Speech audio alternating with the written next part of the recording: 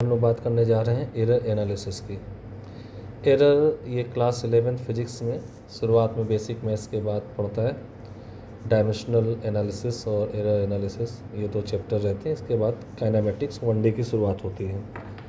तो error analysis में हम लोग बात करने जा रहे हैं। तो सबसे पहले हम लोग जानते हैं what do you mean the error. Error क्या होती है? तो एरर इज़ डिफाइंड एज, जैसे कोई लेट अस सपोज हमारे पास ये एक पेन है, कोई एक रॉड, इसकी एक एक्चुअल लेंथ बता दी गई है, एल एक्चुअल लेंथ बता दी गई है।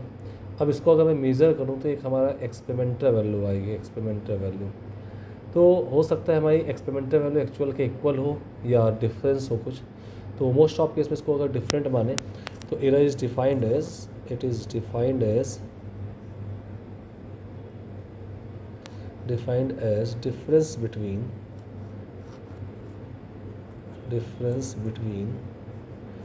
ट्रू वैल्यू को हम कई नाम से जानते हैं। एक्चुअल वैल्यू भी जो बोलते हैं, एक्चुअल वैल्यू या स्टैंडर्ड वैल्यू बोलते हैं, स्टैंडर्ड वैल्यू भी बोलते हैं हम इसको। It is defined as difference between true value and experimental value, experimental value. तो जैसे कोई फिजिकल क्वांटिटी है, लेट अस सपोज लेंथ, तो इसकी ट्रू वैल्यू जो होगी, ट्रू वैल्यू को हम इसको एल से रिप्रेजेंट करेंगे। एक्सपेरिमेंटल वैल्यू को शॉर्ट में लिख रहा हूँ, एक्सपेरिमेंटल वैल्यू को एल डैश से रिप्रेजेंट करेंगे। अगर मास होता तो एम से रिप्रेजेंट करते हैं और इसकी एक्सपेरिमेंटल वैल्यू को एम डैश से। टाइम होता तो टी से लिखते हैं, एक्सपेरिमेंटल वैल्यू टी डैश से। कोई फिजिकल क्वांटिटी एक्स होती तो उसको एक्स से, उसको एक्स डैश से ऐसे रिप्रेजेंट करते हैं। और एरर जो होती उसको डेल्टा एल से रिप्रेजेंट किया जाता है, डेल्टा एल। इसके एरर को डेल्टा एम से कहेंगे, इसके एरर को डेल्टा टी से बोलेंगे, एक्स के एरर को डेल्टा एक्स से बोलेंगे। तो हमारे पास फॉर्मूला मिल जाता है error equal to true value difference experimental value.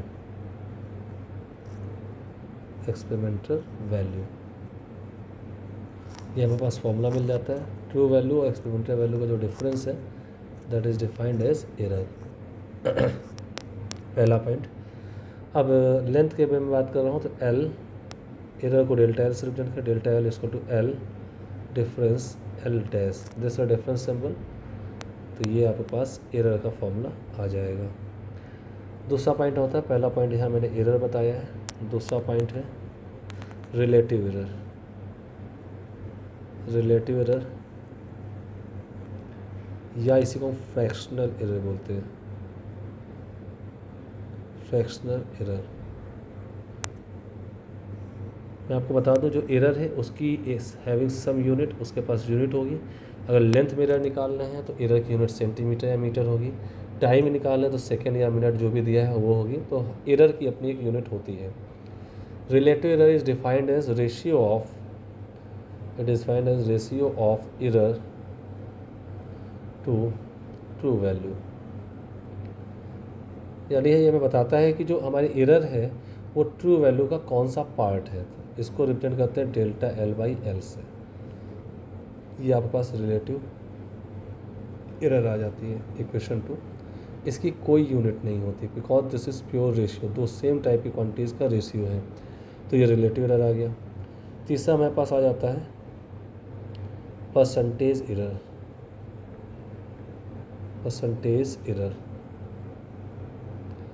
Percentage error क्या होता है?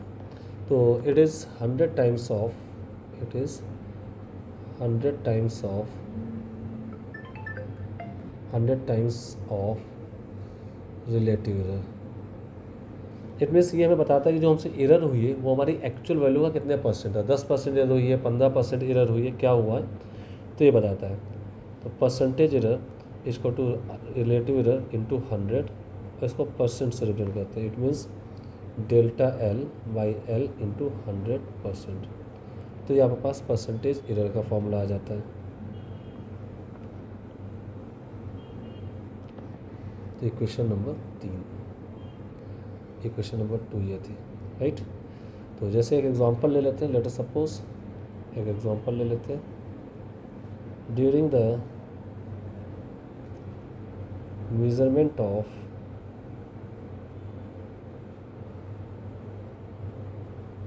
gravitational acceleration, its value is 10.0 meter per second square. Find error, relative error and percentage error in experiment. Solution. जैसा बताया गया है ग्रेविटेशनल एक्सेलरेशन है, experiment हमने किया तो वहाँ पे इसकी ये वैल्यू 10 मिली है, यानी कि जी की एक्सपेरिमेंटल वैल्यू, तो जी डैश एक्सपेरिमेंटल वैल्यू लिखेंगे, यहाँ पास 10.0 मीटर पर सेकंड स्क्वायर मिल गई है, जबकि जी की एक्चुअल वैल्यू जो होती है जिसको जी कहेंगे that is 9.8 metre per second square. अब इस एक्सपेरिमेंट में पहला पॉइंट हम एरर अगर काउंट करें, एरर यानी कि delta g, then delta g is the difference g dash, difference लगा इसे माइनस नहीं लेंगे तो 9.8 difference 10 meter per second square, it means 0.2 meter per second square is your first answer. Second point हम count करेंगे relative error, तो relative error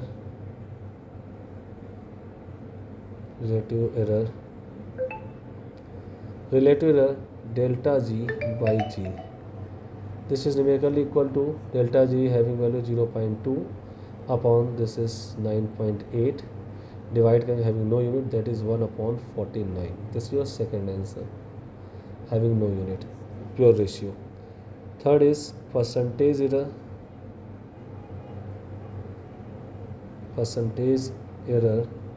and percentage error is given by delta g by g into 100%. This becomes 1/49 into 100 is equal to 2.04%. This become your answer. तो एक basic idea ये था कि हमने अगर कोई वैल्यू दी हुई है, एक्सपेरिमेंटल दी हुई है और रियल वैल्यू दी है, ट्रू वैल्यू दी है, तो हम उसकी एरर कैसे निकाल सकते, ठीक है। तो ये हमारी परसेंटेज निकल आएगी, बहुत बेसिक कॉन्सेप्ट था। अब हम आते हैं अगले पॉइंट पर, नेक्स्ट पॉइंट है हमारा, नेक्स्ट हेडिंग है, सेकंड कॉन्सेप्ट है error in a physical quantity, error in a physical quantity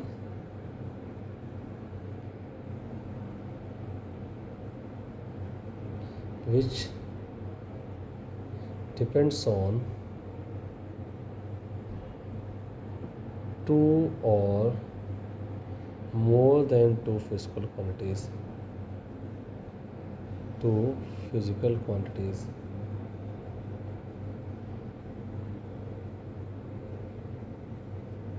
Error in a physical quantity which depends on two or more than two physical quantities, एक ऐसी physical quantity में error जो दो या दो से ज़्यादा फिजिकल क्वांटिटीज़ पे डिपेंड करती है, ठीक है। जैसे मैं एग्जांपल ले लेता हूँ, एग्जांपल तौर पर अगर मैं आपसे कहूँ area of a rectangle L into P होता है, अगर L भी एररफुल है, P भी एररफुल है, तो एरिया भी एररफुल हो सकता है या नहीं भी हो सकता है, वी आर नॉट श्योर। हो सकता है कि उनका प्रोडक्ट फिर से सेम आ जाए। ऐसे ही मैं वॉल्यूम की बात करूँ, length into width into height, अगर तीनों में कुछ ना कुछ एरर है तो वॉल्यूम में एरर हो भी सकती है या नहीं भी हो सकती, इट डिपेंड्स कि किसी को मैंने लेस या मोर मेजर कर लिया है। बट हम इस प्रॉब्लम में always we talk about maximum error, हम मैक्सिमम एरर की बात करेंगे, ठीक है। वी विल कैलकुलेट, बट आपको पता होना चाहिए कि मिनिमम एरर जो होती है दैट इज़ 0, तो मिनिमम की कोई बात नहीं करेंगे, हम यहाँ पे सिर्फ मैक्सिमम एरर की बात करें। तो हम मान लेते हैं जैसे यहाँ पे लेंथ और विड्थ पर डिपेंड कर रहा है एरिया, लेंथ विड्थ हाइट पर डिपेंड कर रहा है वॉल्यूम। ऐसे में एक जनरल कोई इन जनरल बात कर लेता हूँ,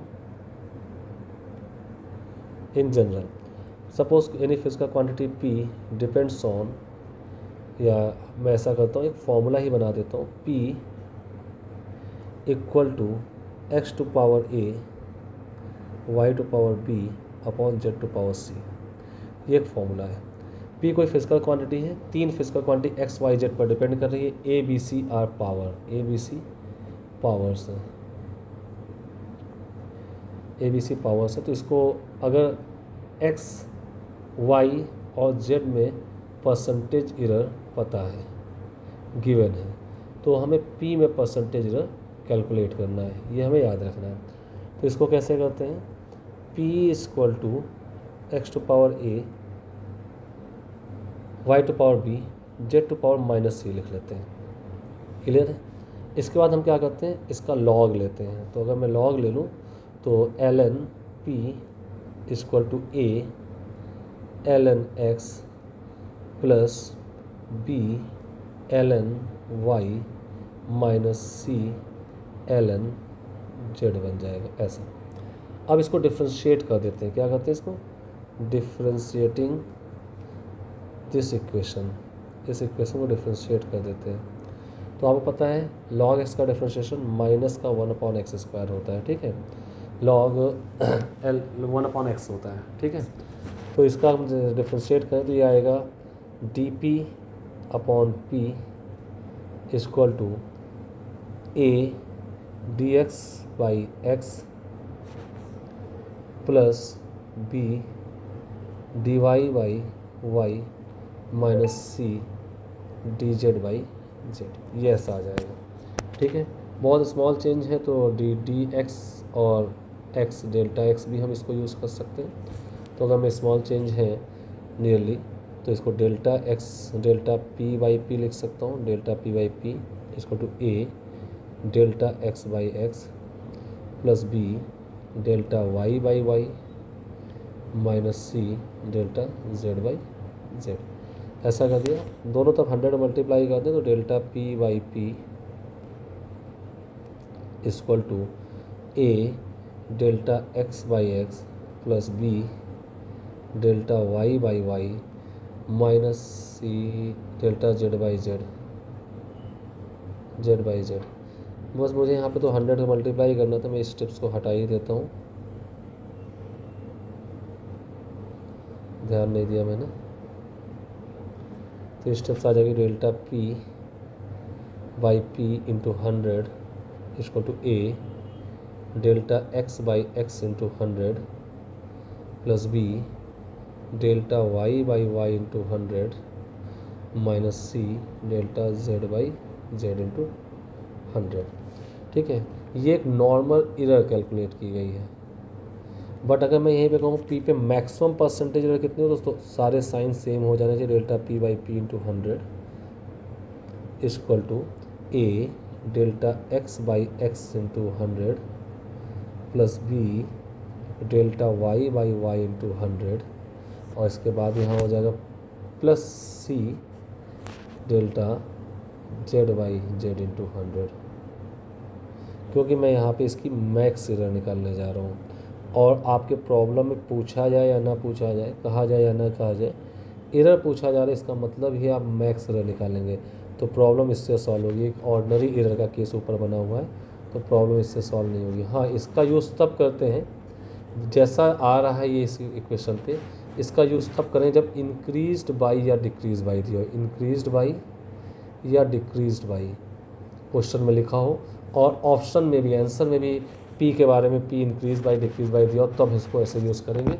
नहीं तो हम इसको नॉर्मल एरर पूछा जाए तो उसको मैक्सिमम परसेंटेज एरर नीचे वाले फॉर्मूले से यूज़ करें। तो दिस इज़ 2a और दिस इज़ 2b, तो 2b का यूज़ 99% केस में करते हैं। तो बहुत साधारण से तरीके मैं आपको बता दूं, अगर आपके पास कहीं लिखा है p equal to x power a y power b और जेड पावर माइनस सी, तो इसको देखते मैं ऐसे लिख देता हूँ, इसकी पावर 1 है, जो पावर होगी वो आगे आ जाएगी, डेल और फिजिकल क्वांटिटी के प्लेस पर उसकी एरर लिख देंगे, delta p by p into 100 लिख देंगे परसेंटेज एरर। फिर अगली क्वांटिटी x आई है तो उसका a पावर आगे आ जाएगा और x की percentage error delta x by x into 100।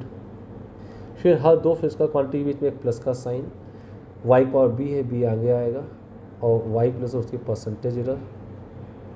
फिर अगले दो के बीच में फिर एक प्लस का साइन, उसकी पावर आगे आएगी लेकिन उसको मैक्सिमम बना दें तो माइनस सी तो प्लस सी बन जाएगा और delta z by z into 100। इस टाइप से हम फॉर्मूले को एक्सप्रेस कर सकते हैं देख करके। तो वो एक प्रोसेस था जो मैंने बताया, उसकी ज़रूरत पड़ती नहीं है। कैसे आया वो मैंने दिखाया, आप ऐसे देख के कर सकते हैं। जैसे मैं आपसे कहूँ एरिया लेंथ इंटू विड्थ होता है, तो आप इसको ऐसे कर सकते हैं, एरिया सबकी पावर 1 है तो 1 into delta A by A into 100, इसको टू एल पावर 1 है आगे आएगी, लेंथ के प्लेस पर delta L by L into 100 उसकी परसेंटेज लिख दी जाएगी। फिर हर दो फिजिकल क्वांटिटी बीच में प्लस का साइन लगेगा, 1 पावर आगे आएगी, फिर delta b by b into 100 लिख दी जाएगी। अगर यहाँ पे बी और ए में परसेंटेज पता है तो आप एरिया में परसेंटेज कैलकुलेट कर सकते हैं। तो इस टाइप से ये फॉर्मूला आ जाता है, ठीक है। हाँ ध्यान दें, जब इस फॉर्मूले को एक्सप्रेस करते हैं तो एक कुछ नोट करने वाली बातें हैं। नोट ये है, there is no any error, there is no any error in fix and constant value, fixed and constant values. तो उनको फॉर्मूला एक्सप्रेस करते समय उनको इग्नोर कर देंगे। जैसे फिक्स वैल्यूज़ होंगे, कहीं 1/2 लिखा है, 2 लिखा है, पाई लिखा है, पाई बाई 4 लिखा है, तो ये सारी वैल्यूज़ जो होती हैं ये नॉट इंक्लूडेड होंगी।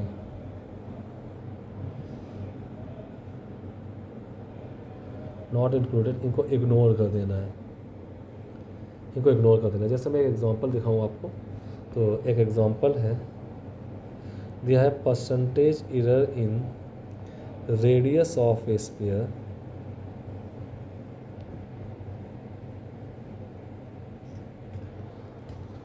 is 2%. Find percentage error in its volume. तो सोल्यूशन पे अगर इसमें सबसे पहले आपको सोचना है कि रेडियस ऑफ स्फीयर और वॉल्यूम में क्या रिलेशन होता है। तो आप पहले प्रॉब्लम जो लिखा है उसको हम नोट कर लेते हैं। प्रॉब्लम हमें दिया है रेडियस को आर मान लो, तो delta r by r into 100, ये 2% दिया है। अगर वॉल्यूम को v मान लो तो delta v by v into 100, volume की परसेंटेज है आपसे पूछी गई, ये हमारा प्रॉब्लम है। तो इनमें जो रिलेशन होता है वो v होता है 4/3 पाई आर क्यूब, ठीक है। तो गौस देखें यहाँ पे 4/3 पाई जो है कांस्टेंट है, तो इनमें कोई एरर नहीं होती, तो एक्सप्रेस करते तो इस पूरे टर्म को भूल जाएं। यानी कि आप फाइनली ऐसे लिख सकते हैं v equal to r cube, ठीक है, या प्रोपोर्शनल लिख दीजिए v proportional to r cube. अब इसकी पावर 1 है, इसको एक्सप्रेस करेंगे तो पावर इसकी 1 आगे आ जाएगी, delta v by v into 100 हो जाएगा। अब प्रोपोर्शनल को इक्वल लिख सकते हैं, 3 पावर आगे आ जाएगी, delta r by r into 100 हो जाएगा। और ये वैल्यू आप प्रॉब्लम दी है 2%, तो इसको सॉल्व करने पर delta v by v into 100, volume में परसेंटेज एरर जो आ जाएगी, वॉल्यूम में परसेंटेज आ जाएगी 3 into 2% equal to 6%। This becomes your answer. इस टाइप से आप प्रॉब्लम को कर सकते हैं, ठीक है। एक एग्जांपल और लेता हूँ मैं, percentage error in length and gravitational acceleration are 2% and 3% respectively. Find percentage error in time period of pendulum. ये लेंथ जो है पेंडुलम की लेंथ के बारे में बात कर रहा है और ग्रेविटेशनल एक्सेलरेशन के बारे में बात कर रहा है। तो देखते हैं प्रॉब्लम में क्या क्या दिया है। लेंथ में परसेंटेज 2% है, तो delta L by L into 100, ये 2% गिवन है। ग्रेविटेशनल एक्सेलरेशन में delta g by g into 100, ये आपको 3% गिवन है। टाइम पीरियड ऑफ पेंडुलम में हमें निकालना है, तो delta T by T into 100%, ये आपको कैलकुलेट करना है इंटू 100, ये वैल्यू आपको निकालनी दिस और क्वेश्चंस। तो आप सोचें time period of pendulum length और ग्रेविटी में रिलेशन होता है, that is 2 pi root L by g. अब इस 2 pi root L by g में देखिए 2 पाई जैसा टर्म है, ये कॉन्स्टेंट है, इसका फॉर्मूला कोई लेना देना नहीं है। तो आप इसको ऐसा लिख सकते हैं, इस फॉर्मूले को T इक्वल टू या T प्रोपोर्शनल टू L तो पावर 1/2 और जी को भी ऊपर ले आए तो -1/2। रूट का मतलब 1/2 पावर होता है। टी पावर 1 इसको एक्सप्रेस कर दो तो 1 आगे आएगा। Delta t/t into 100 equal to 1/2 power आगे आ जाएगी और लेंथ की परसेंटेज लिख जाएगी delta l/l into 100 -1/2 delta g/g into 100। अब मैं आपको माइंड करा दूँ, क्वेश्चन लिखा find the percentage error in time period. कहा जाए या ना कहा जाए, आपको ये कन्फर्म है यहाँ मैक्सिमम परसेंटेज पूछ रहा है, तो इससे जो माइनस साइन आए उनको भी देखिए मैंने प्लस बना दिया, ये प्लस कर दिया। अब प्लस कर दिया तो ये वैल्यू जो आपके पास है, this is given 2%, this is given 3%, then your answer becomes 1/2, length के प्लेस पे 2% दिया था, प्लस 1/2, ग्रेविटेशनल की 3% दी थी, 5/2 यानी it means 2.5% becomes your answer. तो 2.5% आपका आंसर आ जाएगा। क्लियर है? ठीक है, तो ये 2.5% एरर आ जाएगी। तो इस टाइप से कोई फॉर्मूला दिया है तो उसमें हम एरर कैलकुलेट कर सकते हैं। तो ऐसे जो भी एग्जांपल हो उसको आप यूज़ करिए। जनरली मैक्सिमम परसेंटेज एरर आपसे पूछा जाता है। तो एक अगला एग्जांपल, इसमें अगला एक केस बताते हैं, least count concept. Least count concept, least count concept क्या होता है? लेट अस सपोज, जैसे हमें कहीं भी लेंथ लिखा हुआ है, लेंथ लिखा है 5.00 सेंटीमीटर, ये लेंथ लिखा हुआ है 5.00 सेंटीमीटर है। तो आप देख रहे हैं इसमें डेसिमल के 2 पॉइंट तक, डिजिट तक आपको वैल्यू दी हुई है। तो इसको देखते ही मैं इसकी एरर लिख सकता हूँ, डेल्टा एल। जो लास्ट डिजिट होगा उसके प्लेस पे 1 पुट कर दीजिए, बाकी 0.0, ऑल अदर नंबर्स में 0 रख दीजिए। तो ये इसकी डेल्टा एल सेंटीमीटर में आएगी। और एग्जैक्टली यही चीज़ बताती है जो इंस्ट्रूमेंट जिससे इसको मेज़र किया गया था उसका लीस्ट काउंट भी यही बताते हैं। लीस्ट काउंट को ही हम एरर के इक्विवेलेंट मान लेते हैं। ठीक है, तो वैल्यू को देखते ही हम उस पर एरर लिख सकते हैं। अगर मैं यहाँ पे रिलेटिव एरर लिखना चाहूँ तो डेल्टा l/l लिख सकता हूँ, इंटू 100 कर दूँ तो इसका percentage error in this value आ जाएगा, that become 0.01/5 into 100। It means 1/5, it means 0.2% आपका एरर हो जाएगा। तो सिर्फ वैल्यू दी जाएगी, उससे आपको आंसर दिख जाएगा। ये लीस्ट काउंट है। अब जैसे मैं एक और एग्जांपल यहाँ ले लूँ, आप पास एक लेंथ लिखी है L1, मैं मान लेता हूँ, लेट अस सपोज एक एग्जांपल, और यहाँ पे एक बहुत बढ़िया सा प्रॉब्लम पूछूंगा आपसे। एक एग्जांपल है, मैंने कहा कि कोई एक लेंथ दी हुई है, ये एक्चुअल इसका डिक्लेयर कर दिया गया, इसकी एक्चुअल वैल्यू जो है दैट इज़ 5 सेंटीमीटर। अब इसको मेज़र करने के 2 बच्चों को डिफरेंट इंस्ट्रूमेंट साथ दिया गया कि आप इसको मेज़र करिए, एक्सपेरिमेंट करिए। एक्चुअल वैल्यू 5 सेंटीमीटर है। एक बच्चे ने आंसर दिया L1 5.0, 1 मिनट, L1 एक ने दिया 5.25 सेंटीमीटर, एक बच्चे ने आंसर दिया। दूसरे ने दिया L2 इक्वल टू 5.1 सेंटीमीटर। 2 लोगों ने आंसर दिया। तो यहाँ पे एक क्वेश्चन जनरेट होता है, बहुत इंपॉर्टेंट चीज़ है, प्रिसीजन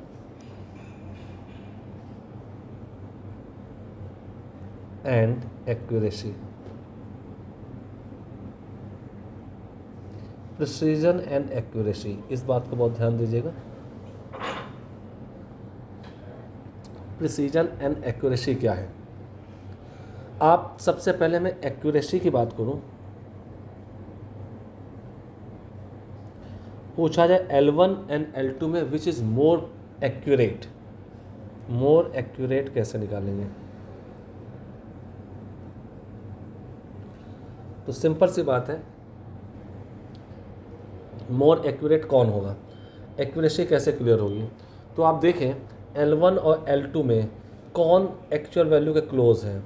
तो आप ये कह सकते हैं L2 is more close than L1। तो यहाँ पर L1 में एरर कम है और L2 में ज़्यादा है, तो L2 जो होगा is more accurate, L2 more accurate आएगा। ठीक है, तो एक्यूरेसी एक अलग चीज़ है, यानी कि जो क्लोज वैल्यू होगी सबसे ज़्यादा वो मोर एक्यूरेट कहलाएगी। अब प्रिसाइज कौन सी है, मोर प्रिसाइज कौन सी है, ये देखते हैं। मोर प्रिसाइज कौन सी है, तो अगर हम देखें डेल्टा L1 निकालें तो डेल्टा L1 आएगा 0.01, वाइल डेल्टा L2 जो आएगा, डेल्टा L2 वो 0.1 सेंटीमीटर। तो जिसमें मोर डेसिमल नंबर्स होते हैं, more decimal number stand for the more precise. तो more number after decimal point, after decimal point stand for more precise, stand for more precise, क्योंकि ये जिस इंस्ट्रूमेंट से मेजर किया गया है उसका लिस्ट काउंट कम है। तो L1 इज़ मोर प्रिसाइज,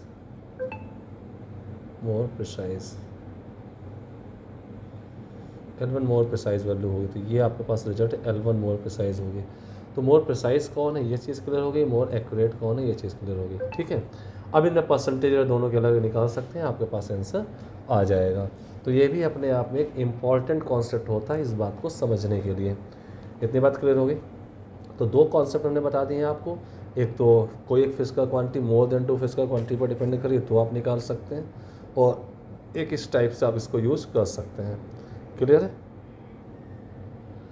ठीक है, अब इसमें दो पार्ट बचते हैं, error in sum and difference, error in sum difference product and division of 2 physical quantities, ये केस बचता है। और दूसरा पॉइंट बचता है एरर इन एक्सपेरिमेंट। ये दो भी अपने आप में बहुत इंपॉर्टेंट पॉइंट हैं। तो अभी के लिए मैं इस वीडियो के पार्ट में इतना ही बता रहा हूँ। इसके कुछ एग्जांपल्स अगर आपको दिक्कत करते हो तो आप कमेंट्स में बता सकते हैं, तो मैं इसको पूरा कर दूंगा, आपको उसका सलूशन भेज दूंगा। और इसका फर्स्ट पार्ट में इतना ही है। सेकेंड पार्ट तो इसका लेक्चर 2 अभी इसके बाद ही मैं इसमें डाल दूँगा, तो लेक्चर 2 आप ऑब्जर्व कर सकते हैं। लेक्चर 2 आप देखिए तो पूरा आपका एरर का टॉपिक कंप्लीट हो जाएगा। आपको किसी बात में कोई भी समझने में दिक्कत आई हो तो आप इसमें मुझे कमेंट्स डाल सकते हैं, प्रॉब्लम डाल सकते हैं एज ए कमेंट, तो मैं उसका सलूशन आपको इसमें पोस्ट कर दूँगा। ठीक है, ओके, थैंक यू। तो इसका लेक्चर 1 लेक्चर 2 दोनों ऑब्जर्व करिए तो ज़्यादा बेटर होगा, आपको समझ पाने में अंडरस्टैंडिंग क्लियर हो जाएगी आपकी। Okay, thank you.